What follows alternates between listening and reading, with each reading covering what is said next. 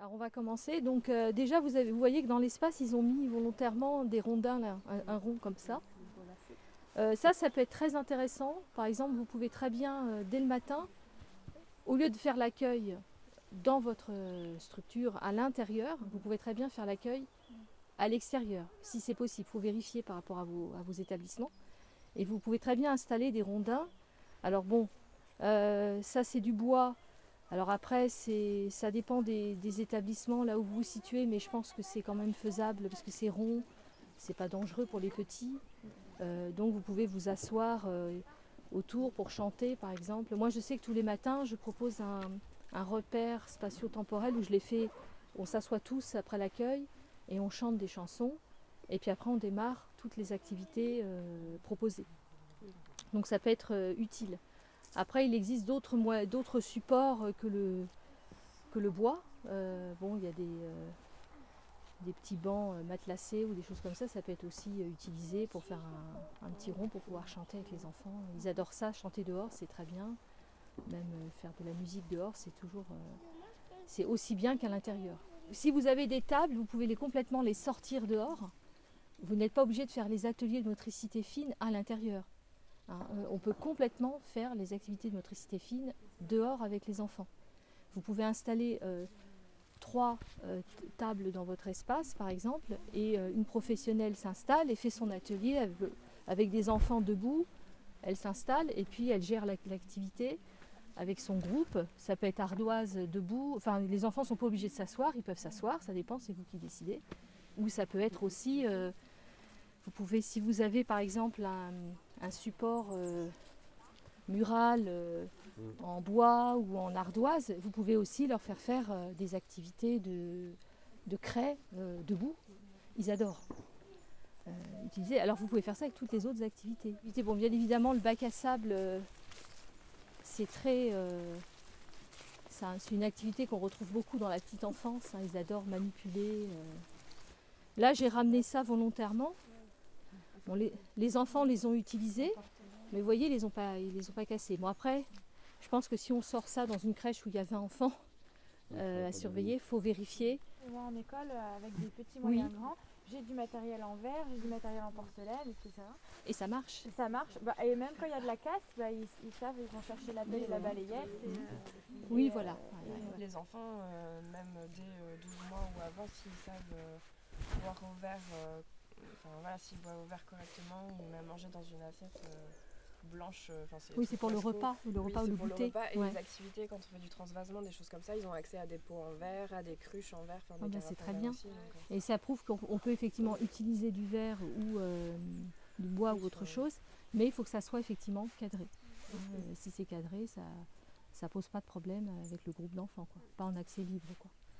Alors moi, ce que je fais, bon là je ne l'ai pas fait, mais moi j'ai un bac, au lieu d'avoir un bac à sable, on peut avoir le bac à sable, mais on peut aussi avoir le bac à terre. Moi j'ai un bac avec de la terre que j'achète, je prends de la terre bio, et je fais manipulation terre dans la partie pelouse, parce que comme ça, si la terre tombe par terre, ça n'abîme pas la pelouse, parce que moi j'ai pas une grande pelouse à Paris, donc je fais attention à ma pelouse. Et nous à Paris, on a des règles strictes par rapport au bac à sable, l'hygiène, normalement faut... J'allais poser cette question-là, parce que nous dans l'école on a un bac à sable, mais qui reste tout le temps fermé, parce qu'en fait il y a plein d'excréments, enfin c'est pas possible avec les enfants, quoi. Du coup on ne l'utilise pas. On a acheté un bac fermé, des fois qu'on sort de l'espace et qu'on ramène pour faire le jeu bac à sable avec un groupe d'enfants. Ouais, il est fixé au sol. Ouais, et puis il y a une bâche dessus, un peu comme ça. Une bâche, là, c'est carrément des plaques en bois parce que sinon les animaux passent sous la bâche, quoi. Eh oui, ben oui, je sais, c'est toujours le problème. On retrouve le même problème dans les crèches. Vous avez des fois des médecins PMI qui interdisent le bac à sable. Mais alors nous, on a acheté du sable volontairement, on l'a mis dans une boîte fermée. Et puis quand on veut faire bac à sable, on l'amène dans l'espace. Et à ce moment-là, on ouvre, on met des bâches et puis on prend les coquillages. Et puis à ce moment-là, ils jouent au bac à sable. Et puis après, on range tout. C'est de la terre, je prends une terre bio qui n'a pas d'engrais, pas de produits chimiques, parce que comme les petits mettent à la bouche, c'est pour éviter les problèmes. Et les enfants adorent. Après, on peut l'utiliser pour remplir des pots, planter des graines. Si vous avez un petit potager. De toute façon, les potagers, vous pouvez, vous pouvez même en faire des muraux, quoi. Vous n'êtes pas obligé de... Si vous n'avez pas beaucoup d'espace, en fait, si vous êtes en pleine ville. Quand vous faites des activités comme ça dans la terre, c'est des activités, vous prévenez les parents pour qu'ils aient des changes ou ils ont tout le temps des changes sur place et vous... Alors nous, ils ont toujours une tenue spécifique, la salopette, une petite salopette en plastique. Hein. C'est en début, quand les parents les inscrivent, vous dites qu'il faut fournir ça. Voilà, il faut fournir ça à la garderie. Pour ceux qui ne peuvent pas, parce que ça peut arriver, on a quand même une réserve, on a une quinzaine de petites salopettes en réserve. Et on peut les prêter pendant le...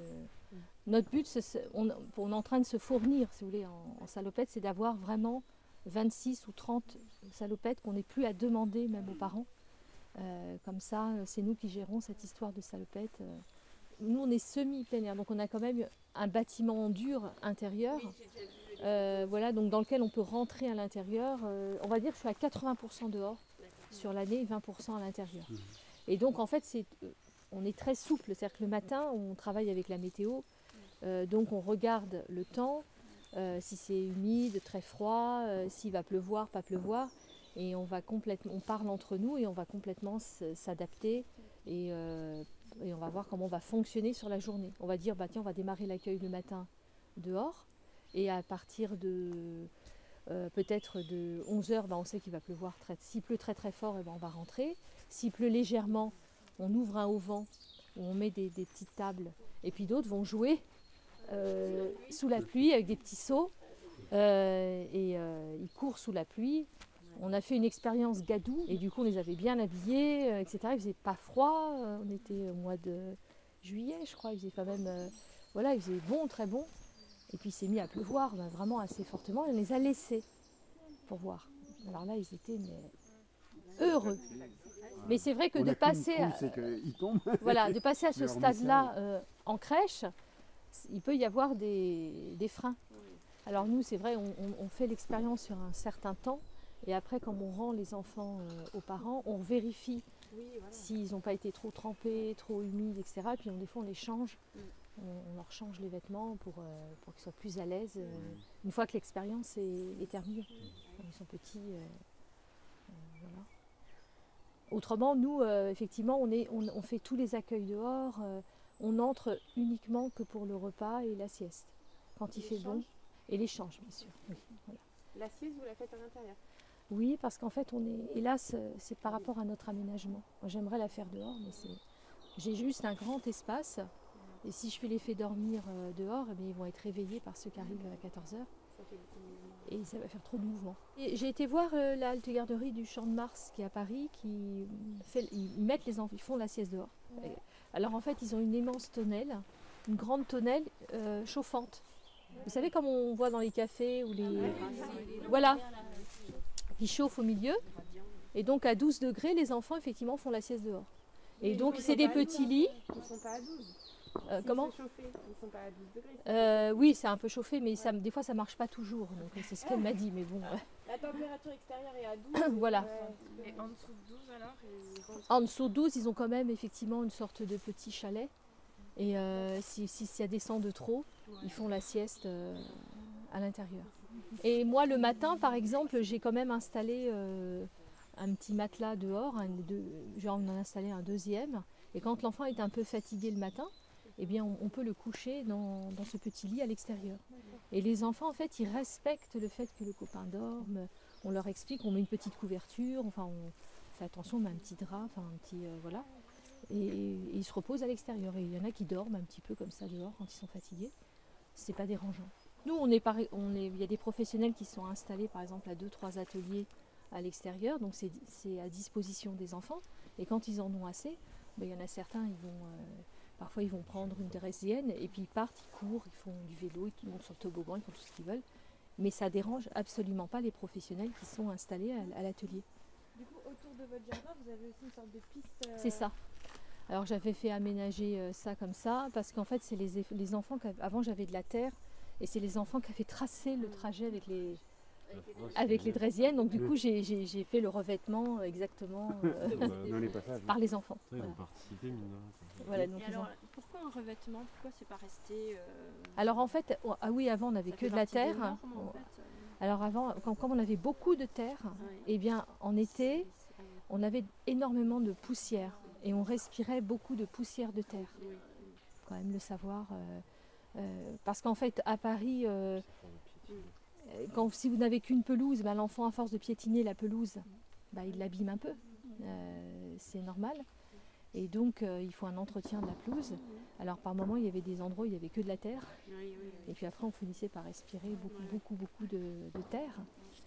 Donc, on a décidé quand même de faire un petit revêtement. Mais il existe des revêtements naturels. Alors, je crois que vous devez connaître Écolo Crèche aussi. C'est un label qui travaille pour les crèches. Et en fait, ils proposent des produits d'entretien naturel. Et ils parlent de revêtements beaucoup plus naturels et qui sont meilleurs pour la santé, en fait. Et qui peuvent être utilisés aussi dans les crèches, dans les espaces extérieurs. Des évolutions. Moi, c'est pareil, les équipes, généralement, elles sont contentes de travailler dehors. Alors après, c'est vrai moi, j'insiste un peu sur le vêtement, même pour la professionnelle. Parce qu'il faut quand même qu'elle soit bien couverte pour supporter. Parce que des fois, nous, on est dehors à 6 degrés le matin ou 4 degrés. Donc, il faut aussi penser à la professionnelle. Parce que la professionnelle passe souvent toute la journée dehors. L'enfant, nous, comme on est en halte garderie, ben, les enfants parfois ils rentrent chez eux à 11h, donc midi, quoi. Mais la professionnelle, elle reste toute la journée. Donc il faut quand même qu'elle prenne soin d'elle-même. Il y a aussi le problème du soleil et des peaux un peu blanches. Oui. Il faut bien, quand le soleil commence à être puissant, il faut bien les chapeaux, les chapeaux et puis crème et de la solaire. crème solaire.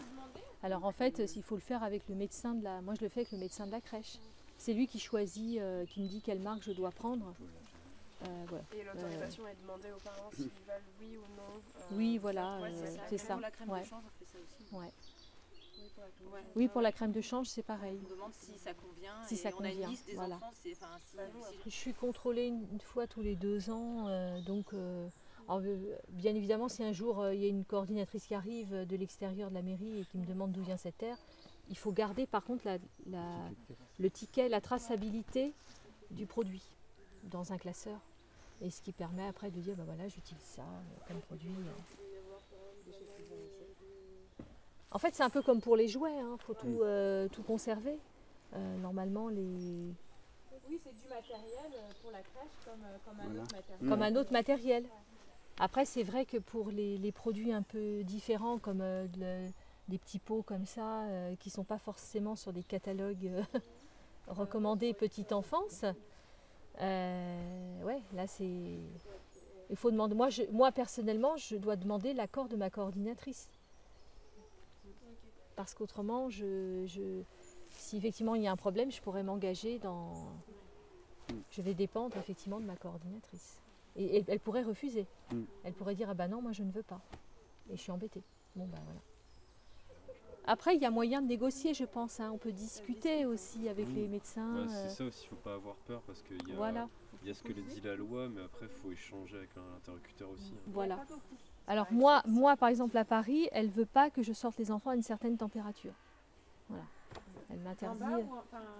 Négative. Négative. Et après, je reçois des mots de la DFPE.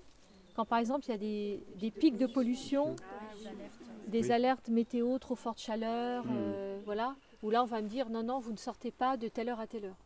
Alors la maman russe, quand on rentre à 0, elle dit, ou à -1, elle dit, mais qu'est-ce que vous faites Elle dit, mais sortez.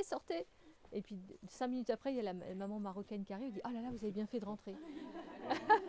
Voilà.